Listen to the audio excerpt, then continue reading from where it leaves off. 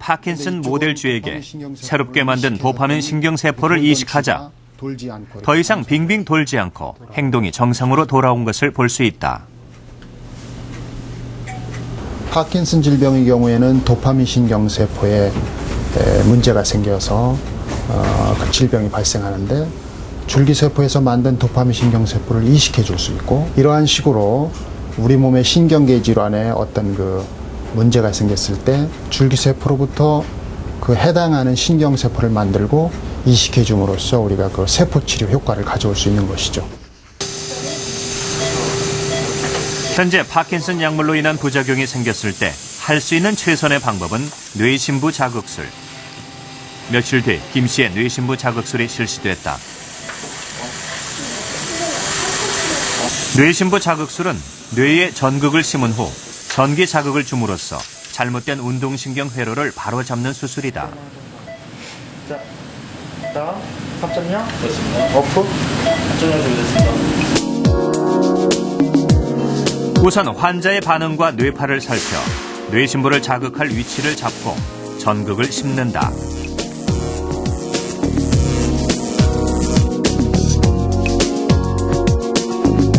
쇄골 밑에는 뇌에 심은 전극과 연결한 자극 발생기를 심는다.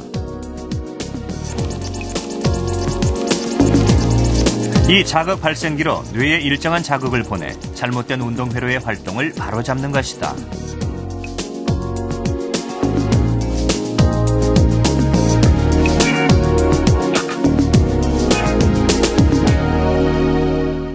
도파민이 부족함으로써 뇌에 있는 운동 회로가 많이 비정상적으로 변하게 되는데, 이 뇌신부 자극술을 하게 되면은 그런 변화된 운동 회로를 조금 더 개선시킴으로써 부족한 도파민의 역할을 기능을 좀 도와주는 그런 역할을 할 수 있기 때문에 큰 그림에서는 도파민의 효과를 좀 개선시켜준다.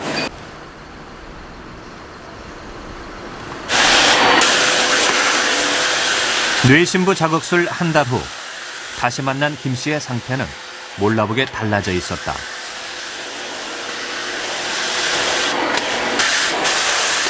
아직 조금은 부자연스러운 동작이지만 혼자서는 걸음조차 못 걸었던 한 달 전과 비교하면 큰 변화다.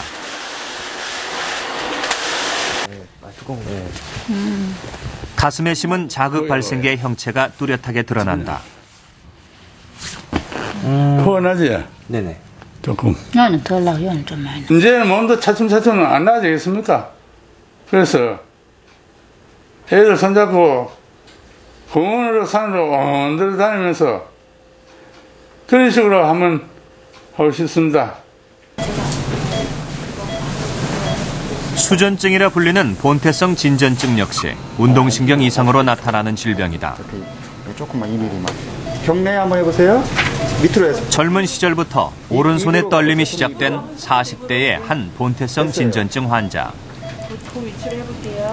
일상생활을 할 수 없을 정도로 손떨림이 심각하다.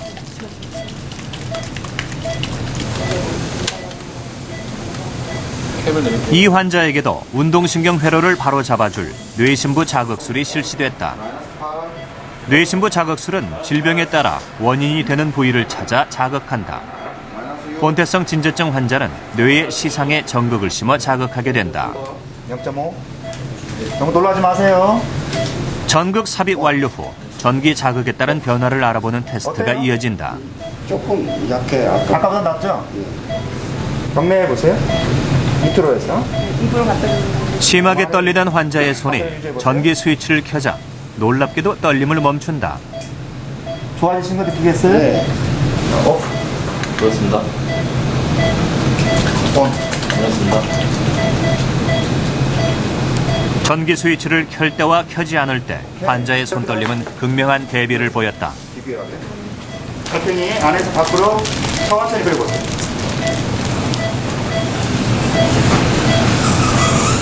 네, 안 보여주세요. 좋아요. 자, 이번에는 기계를 끄고 달팽이 한번 그려볼게요. 오프. 그렇습니다. 그려보세요.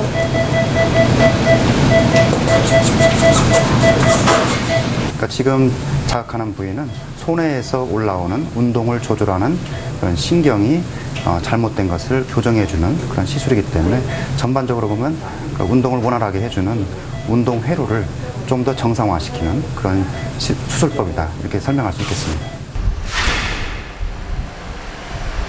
도파민이 관여하는 운동 기능은 또 어떤 질병과 관계 있을까?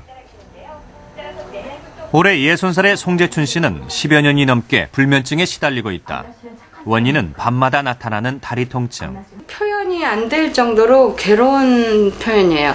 간지러운 것도 아니고 뭐 아픈 것도 아니고 왜 이렇게 뭐 벌레 기어간데 그 정도보다는 심해. 이렇게 자글자글 어떻게 표현을 못할 그 정도거든요. 요 부위도 안 아프고 딱 종아리 이쪽만.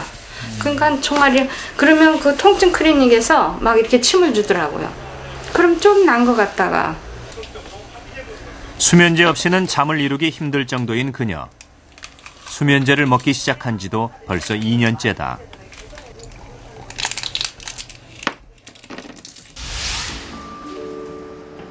그녀의 다리 통증은 어디서 오는 것일까?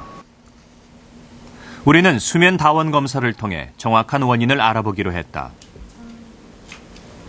수면 다원 검사는 몸 전체에 센서를 부착한 후 잠자는 동안 다리의 움직임, 뇌파 등을 살펴 질환의 원인을 파악하는 검사다.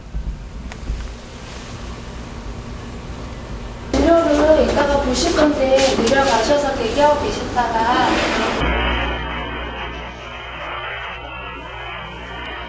잠이 들면서 심하게 다리를 움직이기 시작하는 송 씨.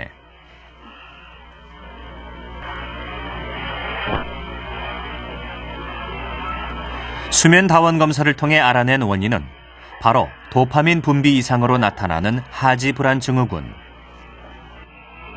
뇌 안에 그 A11이라는 그 도파민 담당하는 신경이 있습니다. 그 신경이 망가졌거나 이상이 생겨서 그 척추신경의 그 다리가 이상적으로 느끼는 감각을 조절해주는 그런 뉴런의 밸런스가 깨지게 됩니다. 그래서 작은 자극이나 심지어는 날씨 차이라든가 감정 기복에 따라서도 원치 않는 그런 이제 이상 감각을 느끼게 되죠.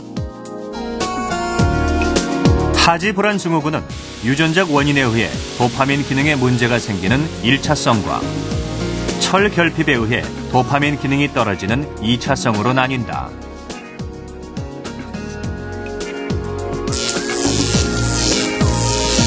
도파민은 철이 있어야 생성되기 때문에 철분이 부족하면 하지 불안 증후군으로 이어지기 쉽다.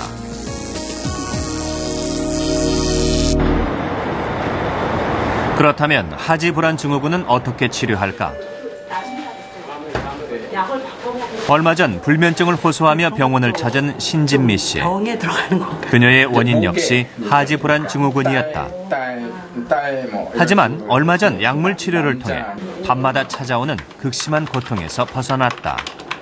1차성 그 하지불안증 같은 경우에는 그냥 도파민 기능을 밖에서 보충해주는 물질을 쓰고요. 2차성 하지불안증의 경우에는 이제 원인에 따라 다른데 이제 대부분 제일 흔한 원인들이 철결핍에 의한 거거든요. 그래서 철분 부족을 그 교정을 해주는 경우에 같이 치료되는 경우들이 많고.